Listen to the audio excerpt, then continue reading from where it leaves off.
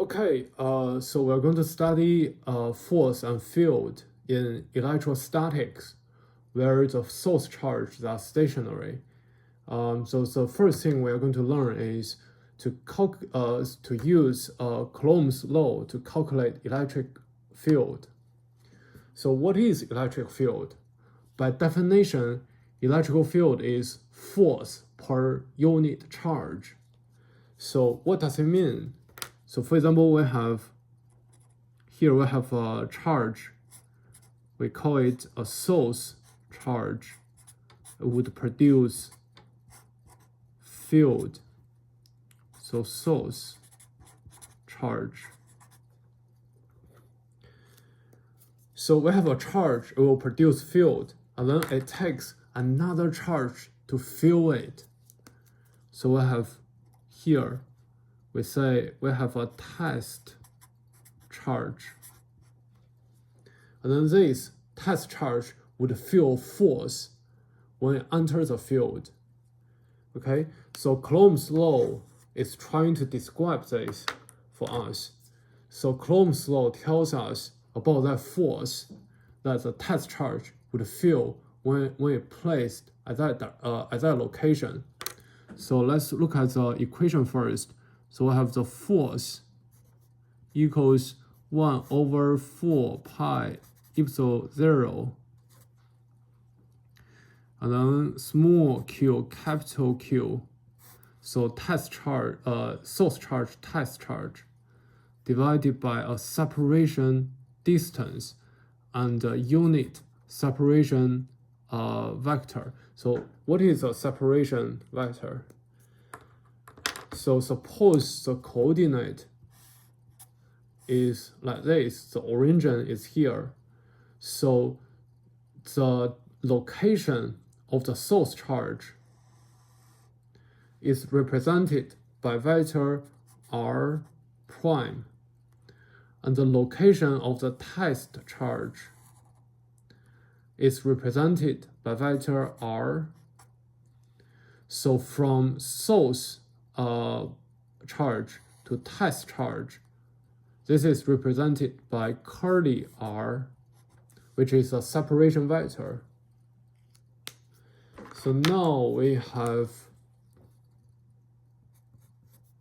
separation vector equals to r, so the location of the test charge minus the location of the source charge. So this would have a magnitude, and then this has a direction. Okay, so that's a separation vector. Now, what is a unit of force? It's Newton. What is a unit of charge? It's Coulomb. And what is a unit of distance? It's meter. So here we have another constant, epsilon 0. So epsilon 0 is permittivity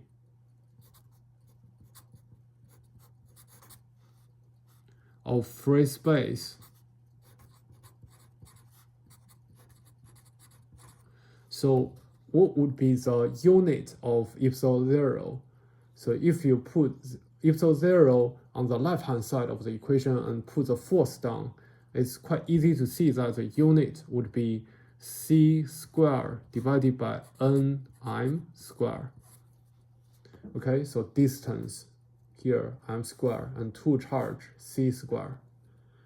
So that's Coulomb's law. So if we only have a single charge, it's quite easy to calculate this force. And but in reality, we often have other like collection of charge, and they can form like a distribution. Then we need to do integral.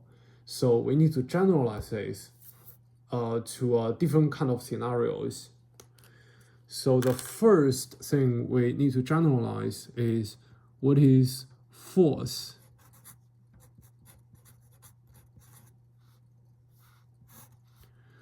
So force should equal to Q multiply electrical field. So now it becomes really clear at the beginning I say electrical field is force per unit charge, because E equals to force divided by Q. So what is E really? So E is the amount of force a unit charge would feel when it's at a location. So this is a function of location. So now we can write electrical field separately.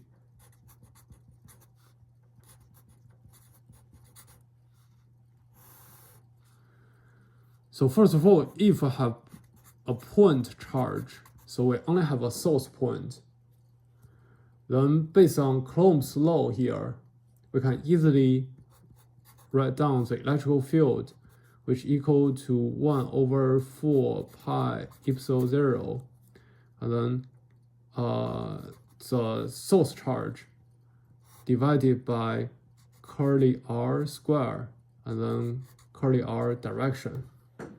So here we separate the field and the test charge. So this is from Coulomb's law. So what happens if you have multiple charge? So based on principle of superposition, the total field would be the superposition of the field generated by each of them. So all of them added together. So second case, we have points. Then based on the law, based on the principle of superposition, we have E equals 1 over 4 pi epsilon 0. And now if I have multiple source charges, for example, we have n number of source charges. So each of them have the amount of Qi Coulomb, and each of them have a separation vector to the test charge. So I have curly I square and then curly I direction. So this superposition, they can cancel each other. They can enforce each other. So we'll look at an example of that later. And now, if I have a large number of charges, and they form a distribution, then for example, we have a line charge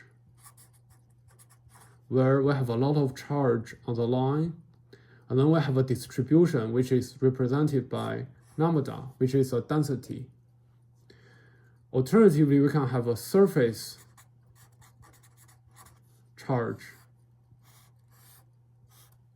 So we have a lot of charge on a surface, and then the distribution is represented by sigma. So density is sigma. Or we can have volume charge, where we have a space with some density. The density is represented by rho. So now we have to do integral. So we have infinitesimal amount of charge here, and then we need to do a line integral, or surface integral, or volume integral. So now if the coordinate is here, so the origin is here. So for a general case, this density can be a function of location. So what is location? Location is represented by r prime. So the density should be a function of r prime. So in different area, the density might be different.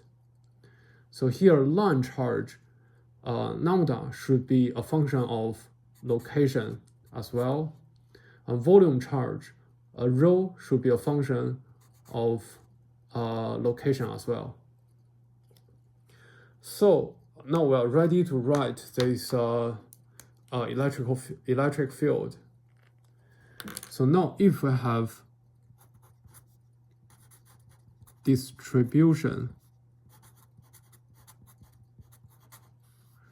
then we have E equals the same 1 over 4 pi epsilon 0. And now we need to do integral. We have the separation curly r direction, and then curly r square, and then dq. So this curly r is the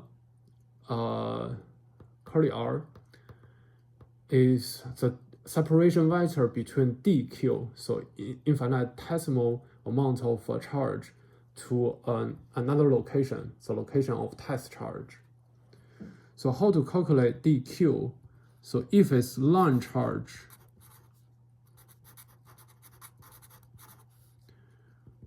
we have dq equals lambda as a function of location, and then dl. So we are going to do line integral. So I have the prime here because all the source points, source charge is associated with a prime label. So now for surface,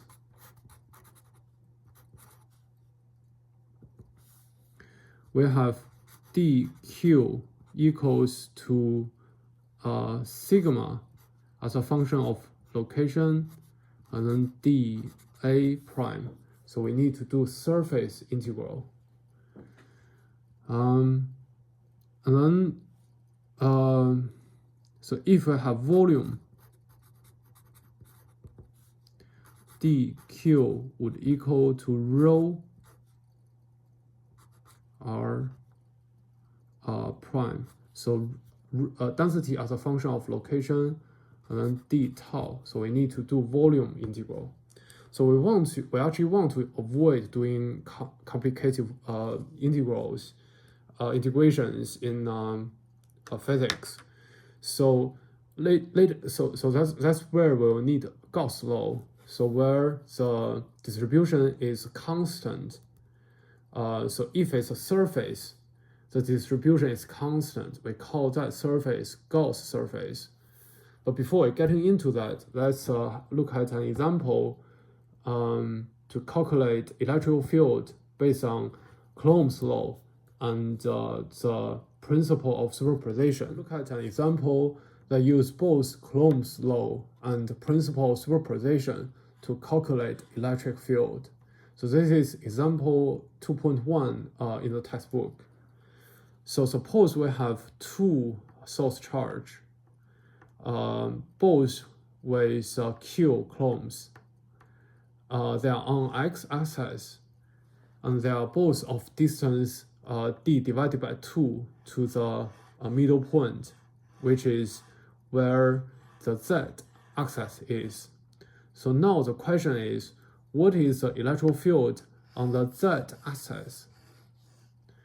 So now the first step is to calculate the separation vector.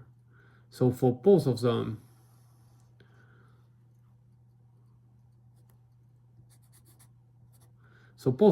they would have the same magnitude but different direction. So what is the magnitude of the separation vector? We have the magnitude curly r equals the first one, the second one, they are all the same. So if the height is z, so any point on the z-axis, then the separation vector is d divided by 2 square plus z square, and then square root, right? Here, and then we get this. So this is the magnitude of the separation vector.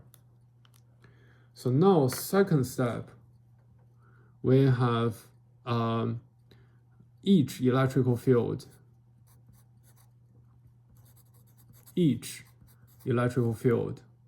should equal to 1 divided by 4 pi sigma 0, and then both of them have the charge Q, and then both of them have the same curly r square for the magnitude, but they would have different direction. So electrical field from this charge would go this way, and electrical field from this charge would go this way. So obviously for the two electrical field, they have horizontal component and they have vertical component. So their horizontal component, because of the symmetry, they will cancel each other. So we only need to calculate the projection of the electrical field on the z-axis. So how to calculate that? So if this angle is theta, then so the electrical field here for 1 on the z direction would be E1 cosine theta plus E2. So E2 is here, cosine theta. And then what is cosine theta? Cosine theta equals to z divided by separation distance, right? So now we are ready to apply principle of superposition. So we have the overall electrical field equals to 1 divided by 4 pi sigma 0, and then 2 of them add together are equals 1 to 2. But both of them have the same charge in Coulomb, and then divided by the same separation distance. And then they both need to multiply cosine theta.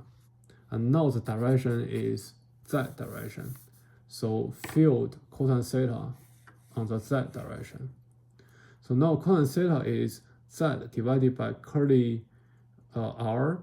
So here we have curly r cubed. So let's put them all together. We have 1 divided by 4 pi sigma 0, and then we have 2q here, and then we should have curly r cubed.